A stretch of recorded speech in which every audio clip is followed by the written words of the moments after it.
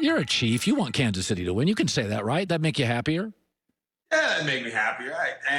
I do believe that they're the better football team, but I wouldn't put anything past old Tom Brady and that unbelievable talented roster that the Tampa Bay Buccaneers have. It's not just Brady.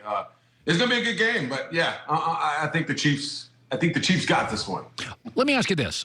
I think most people believe the Chiefs are a better team. They're favored. They've won 25 of 26. Did you ever play for a team that you literally left the field and thought, we have better players than they do, a big game and lost? Because it's certainly, I thought Green Bay was better than Tampa, and Tampa walks away, kind of controlled them. Did you ever have games like that? A big game, you walked in the locker room and thought, we got better dudes than they do. How did we lose? That happens. Actually, that happens all the time. That's part of that, where you play down to the level of your opponent, and then you get beat. So, and that was what was scaring us, I think, about the Chiefs during the season, is they were playing down to the level of their opponent. But as good teams do, and as they're a Super Bowl caliber team, they won those games. I've been a part of that, and those are the games that you really kick yourself for, obviously, especially if it happens in the playoffs. Where you think, and it sounds like you're alluding to, like maybe Green Bay is actually better than Tampa, but they just couldn't get it done for whatever reason. Those hurt. But yeah, it happens all the time. I think most teams have a couple of those games throughout the season. So you were a wide receiver, like George Kittle. You like to block, or a tight end. You like to block. You had no problem because your theory was always, if I block better, we run better, I'm more open when I go out to pass. So. Yeah. Mitchell Schwartz won't play. Eric Fisher won't play. So I was thinking about this over the weekend. That may force Kansas City. Would it force them to keep Travis Kelce in as a blocker occasionally because they don't trust the backup tight end? I mean, have you ever been asked in a game, listen, we're missing a tackle, Tony. We need you to stand and block more. Does that happen?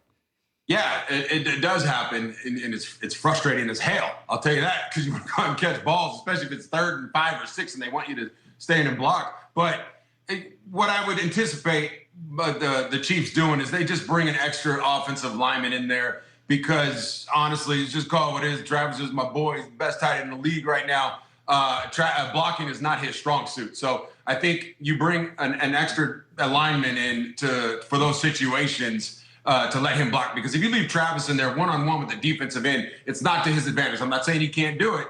It's going to be a lot tougher for him. I want to talk about Matt Stafford is talented. Matt Stafford doesn't win games. That's my knock. Now, you could say it's the Lions. Do you think it's a massive upgrade in L.A. to have Stafford over Goff? What do you think? I don't know if it's a massive upgrade. I do think it's an upgrade for sure. I'm actually kind of anxious to see what Sean McVay can do with Stafford, because you saw what he did with Goff. Goff, at the beginning, when he first got into the league with Fisher, he wasn't doing that well. I mean, a lot of people were talking about maybe a bust at that point, but then Sean McVay, what he was able to do with him and utilize his talents and put him in a situation that utilizes his talents. Let's make the system around what he does best. You were able to see Goff go out there and be a decent quarterback.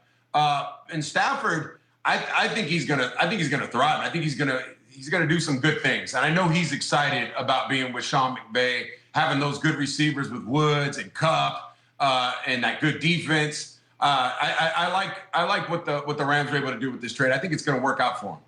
By the way, Deshaun Watson, whether the Texans want to acknowledge it or not, he is on the market. He wants to go. He has a no-trade clause, so he can dictate it. And if he doesn't show up, and if he's, let's just say, I'm not showing up to camp, I'm not doing it. At some point, you'd have to make maybe he sits out for a year. Is there a team that fits best for you?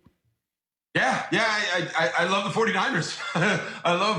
I love to see him get with Kyle Shanahan. I remember with Matt Ryan a couple years ago. Remember, he was MVP of the league when Kyle got there, and they finally got going in that second year of that offense. I think Deshaun, his skills for what Kyle does with the boots and all that other stuff, and they are that quarterback away. I mean, healthy away too. Obviously, they got to the Super Bowl with Garoppolo. Imagine if they added Deshaun Watson to the mix. It would be dynamic. It would be incredible. It would be a match made in heaven, and Deshaun could stay with him for a long time.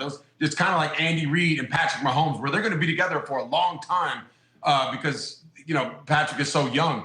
But But besides the 49ers, maybe the Dallas or something, or the Jets, because they can actually trade for something like that. But if I'm Deshaun, it would be 49ers for sure, because you could go win a Super Bowl. Next year, they could go win a Super Bowl. All right, his name is Tony Gonzalez, 17 NFL season, Chiefs and Falcons, tied for the most Pro Bowls of all time. Good talking to you. It's off season for you in about a week, so enjoy football. We'll talk soon. Yeah, thank you, buddy. Appreciate it.